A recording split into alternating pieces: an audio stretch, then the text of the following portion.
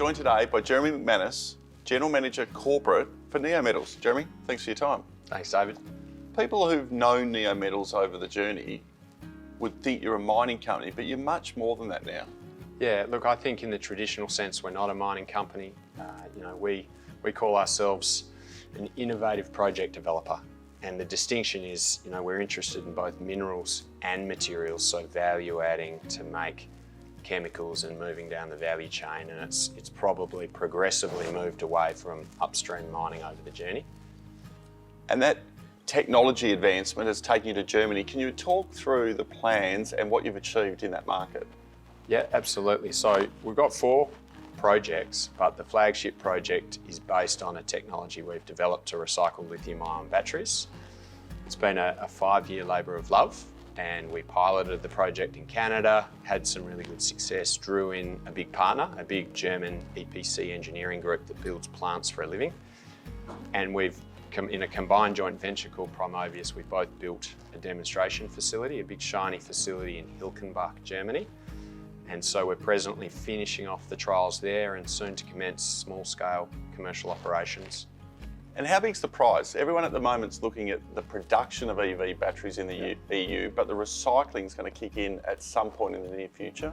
Yeah, absolutely. The prize is phenomenal, to be honest. The total addressable market's huge. So with all this new production capacity for new cell manufacturing and all the cars that are going to use those new cells, as sure as apples, they're all going to die. And you start to see feed for your recycling because we don't have a resource under the ground. You see that feed initially from recycling scrap from manufacturing. And then 8 years hence, if a battery lasts that long in the car, then you start to see really big volumes at end of life. And that, I think the inflection point is about 2026, and we're going to be monstered with batteries that need to be recycled. And that's when your production capacity will be well and truly up and running? Yep, absolutely. We're looking to dovetail into those sort of timelines. So we're going to have small scale operations in Germany that are really about validating and de-risking operations and showing OEMs that we've got that, that credibility and that skill set.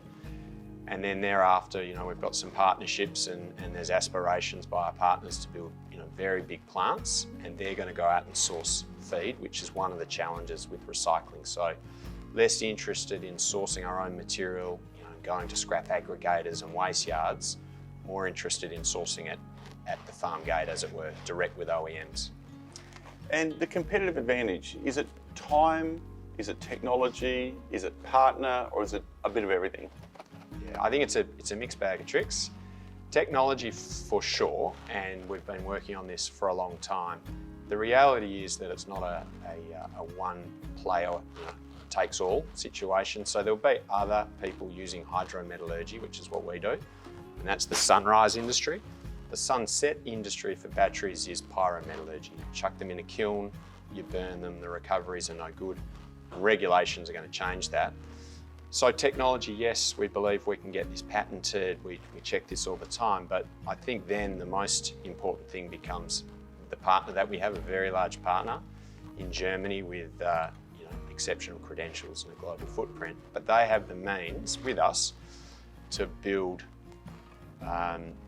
large plants that are performance guaranteed, and that's something that most of our peer group don't have, and that's one of the reasons we were keen to partner early, and that's allowed us to get pretty good traction with the OEMs. You've recently also transacted in North America. Can you tell us about that?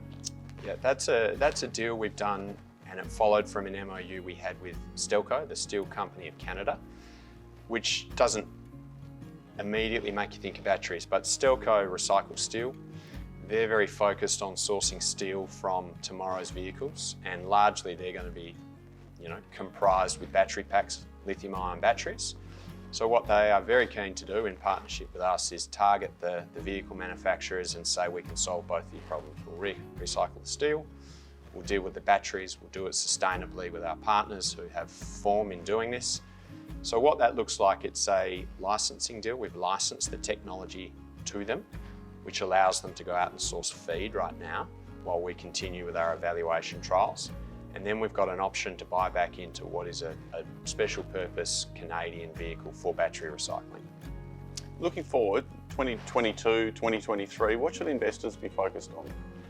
I think there's a couple of takeaways for Neometals in terms of uniqueness, if you like, and that is that we've adopted R&D pretty heavily, so there's a lot of innovation there, and that's allowed us to bring in some big partners to de-risk what we're doing. And with that comes scale and several shots on goal with these different opportunities. Recycling's one of four, but the most advanced one. So what I think the market should be looking at is scale and growth potential. So the recycling is very much targeting industrial scale volumes. The plan is not to build one small plant, but multiples around the world. And I think we've got the right partners to actually get that done. So, the growth potential on that project and several others is certainly worth watching out for. As you say, a quality team, quality partners, leading on tech, lots of goals to shoot at. Yep. Exciting times ahead for Neometals and its shareholders. Jeremy, thanks for your time. Cheers.